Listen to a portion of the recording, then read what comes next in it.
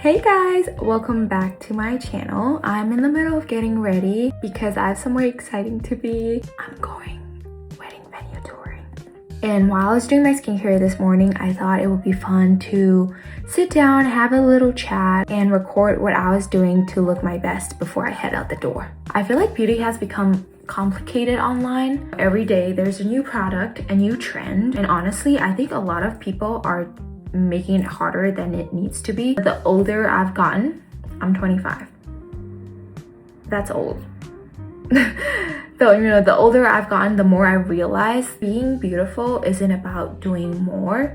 I actually think it's about understanding yourself, understanding your skin, your features, and knowing what works for you. If you ask me what changed most about my beauty routine the last few years, it wasn't buying more products, even though I did and made that mistake. I think it was learning more about what suits me and my features and being consistent with the basics. So today I wanted to share my beauty routine and share all the little things that make the biggest difference for me. Let's start with skincare because that's where everything starts. I always say that makeup is the easiest part. Whenever people compliment my makeup, I honestly always credit it back to my skin, because if my skin is looking healthy and hydrated, everything else becomes so much easier. And the first thing I love is face mask.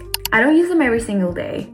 I mean, who would? They're $1 per piece, and if it's every day, every month, every year, it adds up. But I definitely notice a difference when I stop. Sometimes skin just looks tired, not necessarily breaking out, but when I'm talking about skin looking tired, I mean skin looking dull, and you have the potential to glow even more. And face masks are one of those things that bring back the glow to you. I think people underestimate how much looking rested contributes to looking even more beautiful. One of my biggest skincare tips is to use sulfur ointment for breakouts. This product is not glamorous. It's actually quite ugly. And nobody's making aesthetic TikToks about ointment. And it sometimes smells like rotten eggs, or not rotten eggs, but the gas smell when you turn on the stove for the first few seconds. But whenever I feel a pimple coming, this is what I reach for. And I've tried a lot of spot treatments over the years, and this is one of the few things that has consistently worked for me. From that, one of the biggest beauty lessons that I've learned is that, sometimes you don't need the fanciest products. You just need products that solve your specific problems.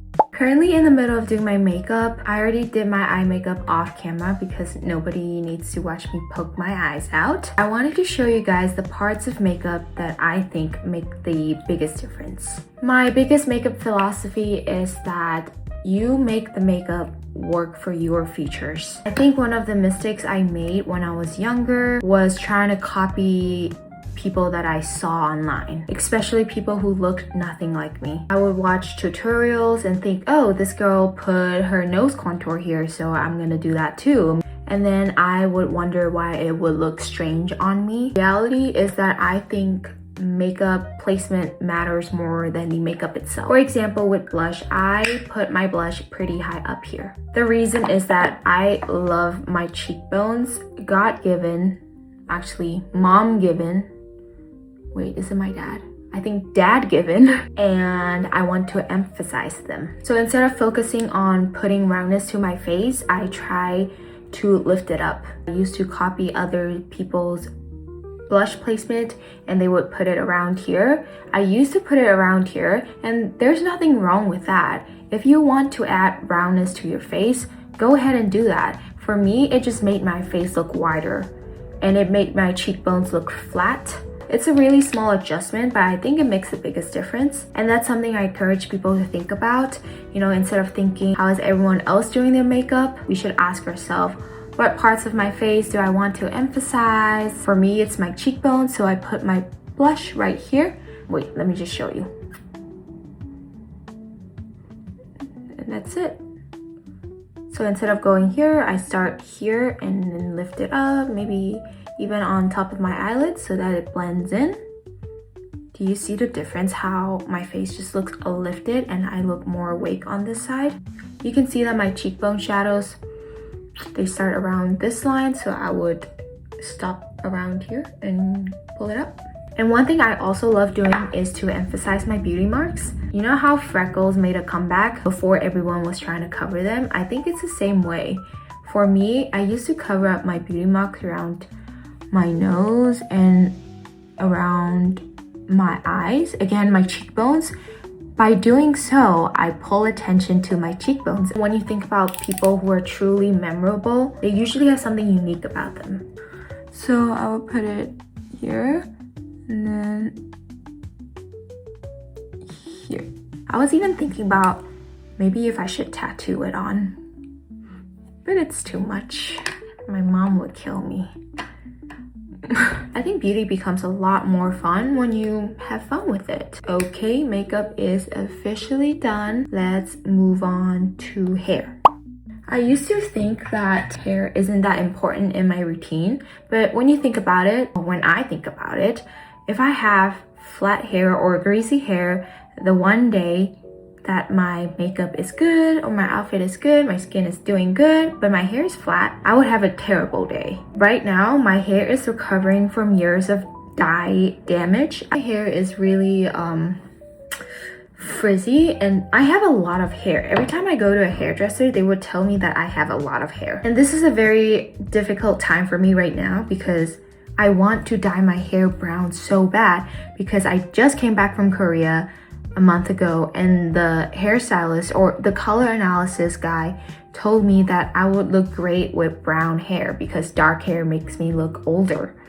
So I want to dye my hair brown, but then I remember I'm trying to grow healthier hair and I talk myself out of it. One product I've been loving for my hair is this, I don't know how to pronounce this name, Kerastase. You know, with this serum, I've noticed how soft and how healthy my hair feels after I use this consistently. Since I need volume in my hair, with my years of experience and mistakes, one thing I've learned to do is to blow dry my hair with my hair upside down. So let's do that.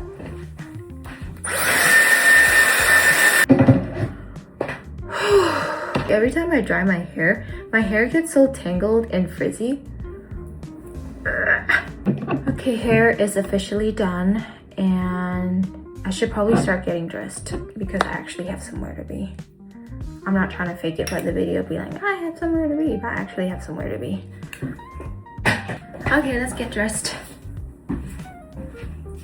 Now that I've changed, let's put some glow to the body. This is my last step, which is body care. I use a lotion that keeps my skin hydrated, and then I use this pearl oil that I absolutely love. One thing I cannot stand is putting on body oil and having it sticky and having it transfer to your clothes and feeling like I can't touch anything for the next 2 hours. This one doesn't do that, so I'm keeping this as a contender for my glow product on my wedding day. I'm gonna show how glowy it makes me look, but I'm gonna take off my rings because I don't like that. I don't like the feeling of having it in between my fingers. I just put a little bit.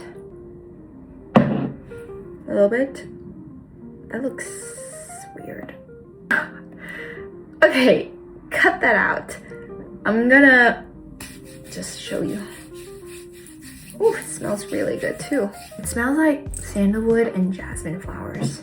Just open the windows again so that you can see how it looks like in natural light. But do you see what I mean? It gives a natural glow. And then besides this, I occasionally also use a giant gua sha for my body and do lymphatic drainage. I say occasionally because I want to be honest. I'm not like doing my body care routine every day.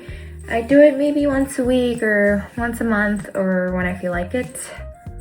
But I do enjoy it. I find it relaxing. It's a nice way to slow down and take care of myself. Ready to leave the house? Today's the perfect example of what I was talking about throughout this whole video. Nothing I do is particularly complicated. It's just a collection of small habits that I've built for myself. At the end of the day, beauty is really about paying attention to yourself. The products help, of course, but I think the biggest glow up comes from understanding yourself. So yeah, these are all the things that I've been loving lately. I would love to know what beauty products or beauty habits that have made a difference for you guys. Anyways, I'm gonna head out now. Thank you for spending time with me today, and I'll see you guys in the next video.